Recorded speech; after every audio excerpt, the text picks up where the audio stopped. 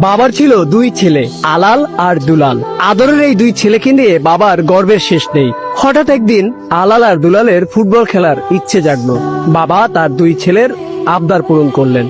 সরাসরি 2026 বিশ্বকাপে নামিয়ে দিলেন আলাল দুলালকে।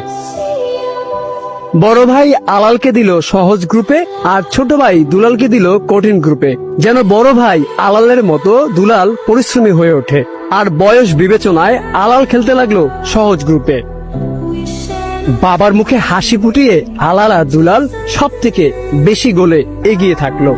ছোট ভাই দুলাল পরিশ্রম করে এগিয়ে যেতে থাকলেও বিপত্তি বাধে আলালের ম্যাচে। কেপ ভার্দের সাথে যখন আলাল হারতে বসে, ঠিক তখন চিন্তায় পড়ে যায় বাবা। আর তাই মিশরের ম্যাচে সহযোগী হিসেবে মাঠে নামালো রেফারি। মাঠে নেমেই রেফারি আলালকে বড় বিপদ থেকে বাঁচালো।